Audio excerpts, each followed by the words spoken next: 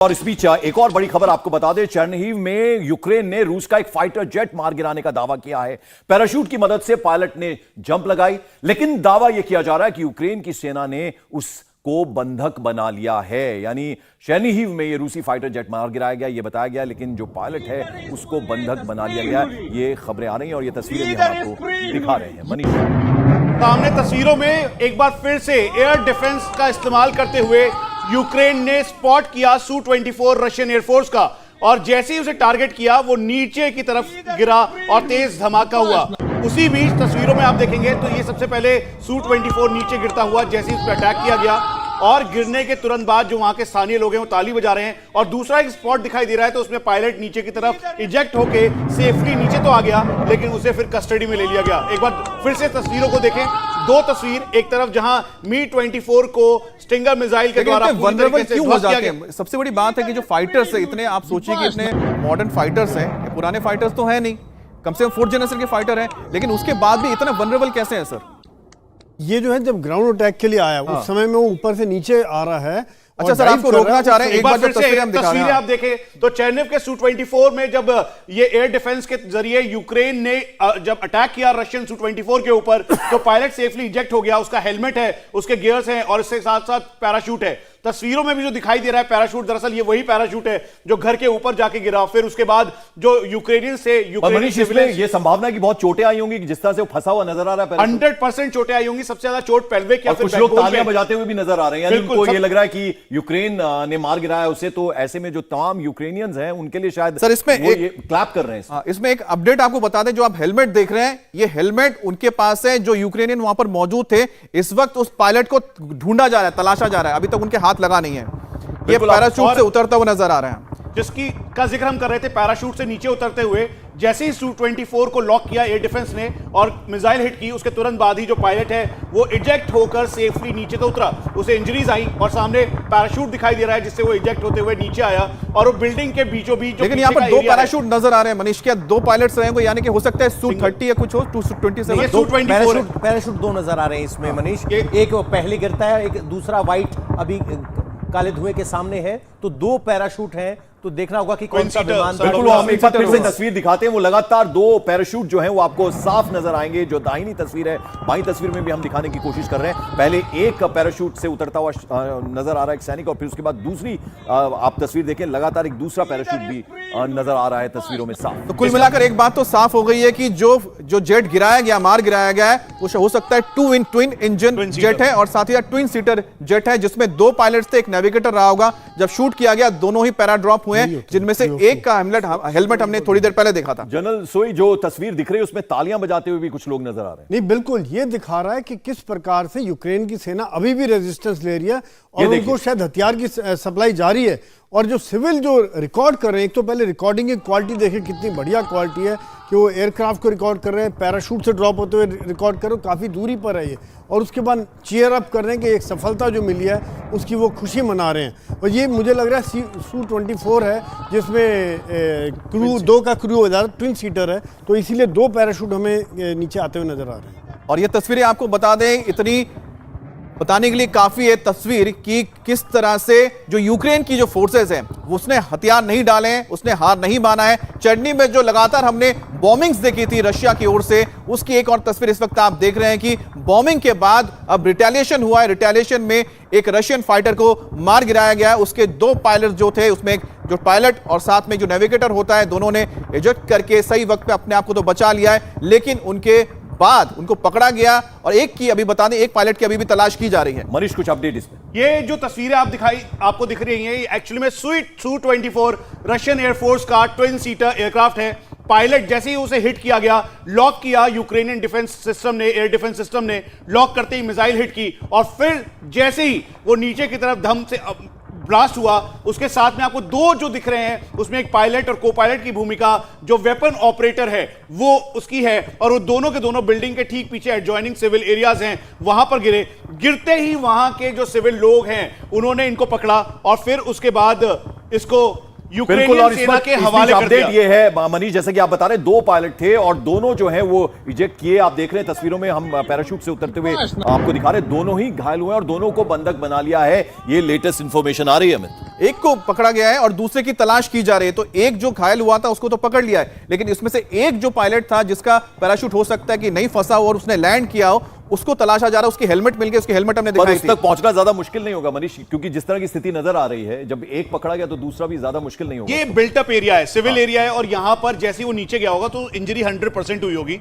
Pelvic और खास तौर पे बैकबोन इंजरी हमेशा पायलट का इंजेक्शन में अधिकतर टाइम होती है, तो इसीलिए जनरल साहब को जोड़ना चाहेंगे आप? या मैं खुद पैराट्रूपर हूं तो थोड़ा अपना अनुभव आपके साझा कर सकता हूं कि जब एयरक्राफ्ट इजेक्ट करते हैं तो 3-4 सेकंड में आपकी जो सेंसेस हैं वो काम नहीं करती हैं, और फिर जब पैराशूट खुलती है तो आप देखते हैं अभी ये पैराशूट जो हैं इनको आप मैनूवर नहीं कर सकते, क्योंकि 2 तरह की पैराशूट होती हैं।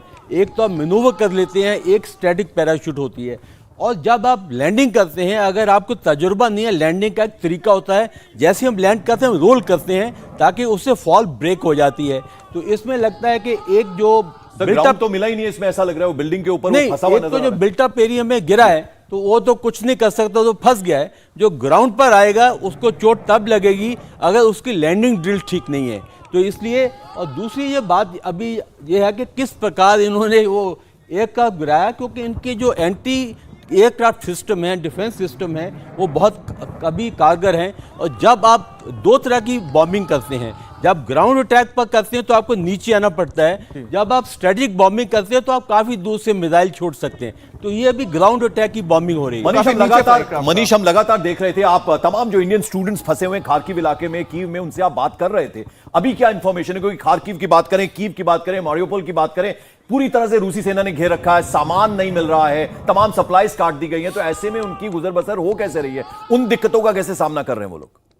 इस समय जो यूक्रेनियन फोर्सेस हैं और साथ में रशियन फोर्सेस, उन्होंने एक सेफ पैसेज के तौर पे उन सबको निकलने का मौका दिया है। इस समय सबसे ज्यादा जो स्टूडेंट्स हैं वो सुमी के एरिया में उन्होंने कंसंट्रेशन कर रखा है, इसलिए 600 किलोमीटर दूर के एरिया में जो आसपास का एरिया है और 600 किलोमीटर दूर जो बॉर्डर लाइन एरिया है वहां पर या फिर रशियन साइड पर वो जाने की कोशिश कर रहे हैं। हमारी लगातार उनसे बात हो रही है, वो कह रहे हैं कि जो पैसेज मिला है या बसेस मिली हैं उनके जरिए वो वहां से एक साथ ग्रुप में, छोटे छोटे ग्रुप बनाकर वहां से आगे निकले हैं, तो इसलिए डिफिकल्टी बहुत ज्यादा है। और जो रशियंस या फिर यूक्रेनियंस ने सहमति के साथ सीजफायर किया है उसमें दरअसल इस बात को मेंशन किया है कि इस समय जो स्थिति है खासतौर पे खाने को लेकर, यानी लिविंग कंडीशन, उसके अलावा जो टेम्परेचर है, क्योंकि वनरेबल टेम्परेचर है, ठंड बहुत ज्यादा है, उसके अलावा जो पानी है उसके अभाव है, इसी वजह से वहां से निकलने के लिए अभी करीब 4.5 घंटे तक का वक्त उनके पास अभी बचा हुआ है जहां से सीजफायर को लागू किया गया, वहां से निकल सकते हैं। लेकिन इन तस्वीरों में जाना जरूरी इसलिए हो जाता है क्योंकि लगातार हम आपको बता रहे हैं कि जो आंकड़े आ रहे हैं यूक्रेन की ओर से, हमने इतने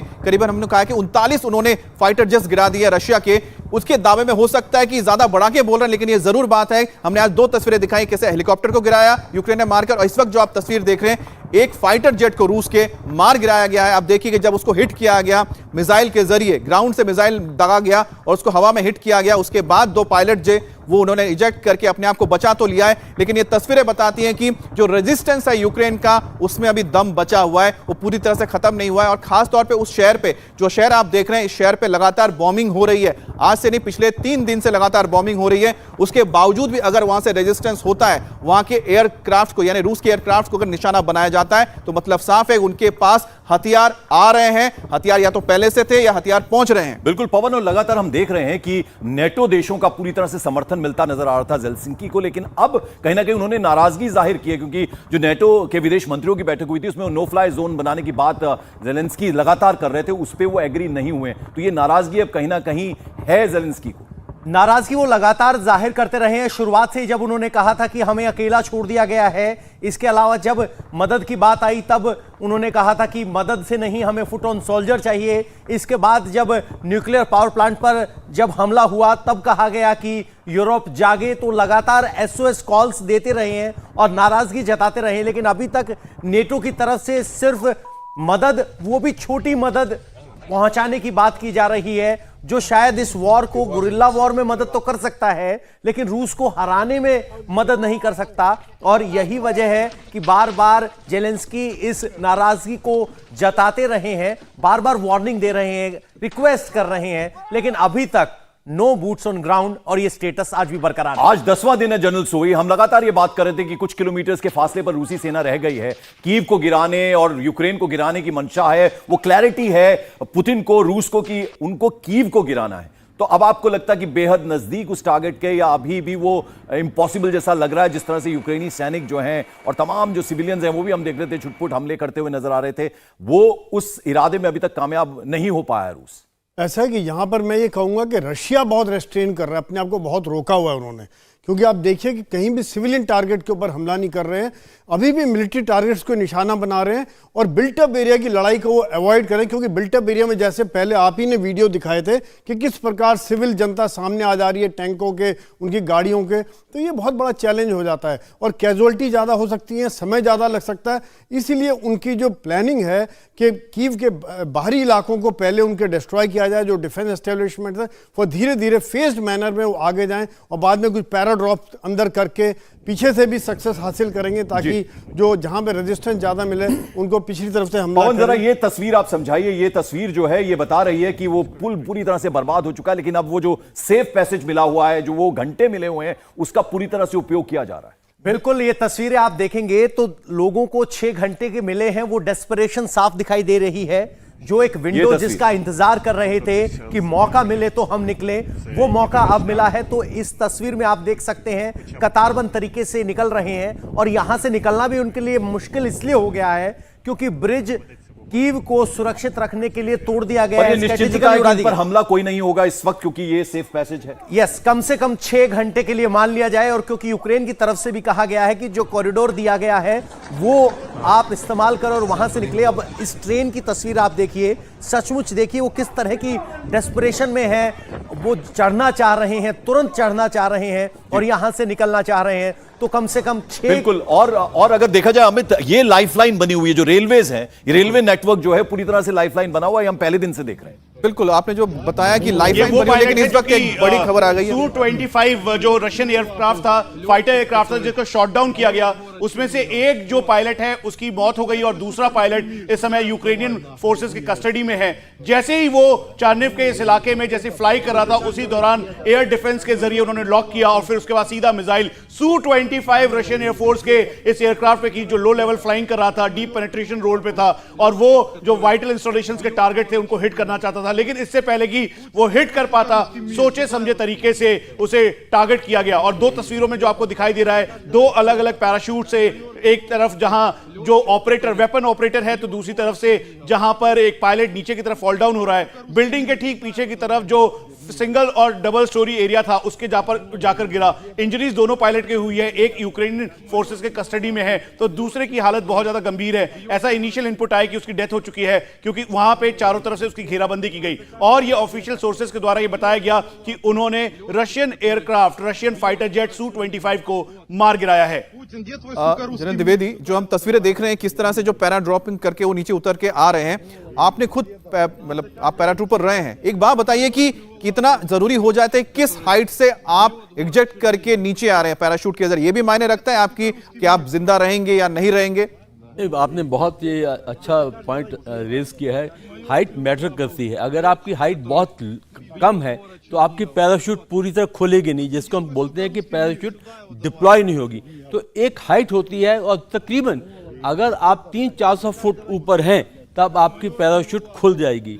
अगर आप बहुत ही नीचे हैं तो आपकी पैराशूट पहले खुलेगी नहीं, क्योंकि पूरी खुली नहीं है तो बहुत स्पीड से वो नीचे आएगी, और इससे क्या है कि ये घातक भी हो सकती है या पायलट को इंजरी भी हो सकती है। मैं इस तस्वीर एक बार देखिए कि वहां पर जो सफेद रंग का, आप एक बार फिर से जब वीडियो चलेगा देखना, जो सफेद रंग का आपको पैराशूट नजर आ रहा होगा वो बहुत तेजी से नीचे की ओर आ रहा है, लेकिन उसके साथ दूसरा वाला देखिए आराम से नीचे जा रहा है। उसके दोनों के स्पीड में बहुत फर्क है, और बहुत तेजी से देखिए सफेद वाला नीचे आ रहा है। तो सर यही बताता है कि अगर जो खुला नहीं है और तेजी से नीचे आएगा तो ग्राउंड इंपैक्ट उसको मार देता है। डिप्लॉय नहीं हुई वो पूरी पैराशूट, जब डिप्लॉय नहीं होती है तो आपका डिसेंट रेट जो है वो बहुत तेज होता है, और इसमें जब आप ग्राउंड से जैसे टकराते हैं तो उसकी काफ़ी इंजरीज हो सकती हैं। अगर आपकी पैराशूट डिप्लॉय हो जाए तो तब आपकी जो लैंडिंग है काफ़ी सुरक्षित और सेफ हो जाती है। मनीष, कुछ अपडेट आपके पास? साधारण शब्दों में आप समझे कि जैसे ही Russian aircraft Russian fighter aircraft Su-25 आगे की तरफ बढ़ रहा था अपने लो लेवल फ्लाइंग करते हुए टारगेट को फिक्स करने के लिए, टारगेट पे बॉम्बार्ड करने के लिए जा रहा था। उसी दौरान जो रशियन एयरफोर्स को टारगेट करते हुए यूक्रेनियन एयर डिफेंस सिस्टम, हमें बताया गया कि इसमें स्किंडर मिसाइल का इस्तेमाल किया गया और फिर उसके बाद इसको टारगेट करते हुए लॉक किया और फिर उसके बाद फायर किया और फायर करते ही जो आसपास का जो एरिया था उसको लॉक किया गया। और ये एक फायर नहीं बल्कि इससे पहले भी एक और फायर किया गया था। फिर उसके बाद ये Su-25 पे फायर किया गया और फिर उसके बाद ये दो तस्वीरों में जो इस समय जो पैराशूट के जरिए नीचे उतरते हुए दिखाई दिए, जिसमें एक की मौत हो गई है। तो यूक्रेन के सांसद ने रूस पर सीज फायर तोड़ने का आरोप लगाया है। सीज फायर के बीच यूक्रेन के मारियापोल से बड़ी खबर यह है कि रूस ने मारियापोल में सीज फायर तोड़ा है। सेफ पैसेज के बीच रूसी सेना का हमला हुआ है, ऐसा आरोप यहां यूक्रेन की तरफ से लगाया जा रहा है। तो एक जो 6 घंटे की विंडो ऑफ होप थी, यानी उम्मीद थी कि लोग निकल पाएंगे, अब उसमें यह बड़ा आरोप यूक्रेन की सांसद की तरफ से कि जो सीज फायर का ऐलान किया गया था उसका पालन नहीं है और जो ह्यूमैनिटेरियन कॉरिडोर बनाया गया था उस पर हमला हुआ है। इंडिया टीवी हर वक्त हर जगह डाउनलोड करने के लिए सर्च करें India TV news Google play store या ऐप स्टोर पर।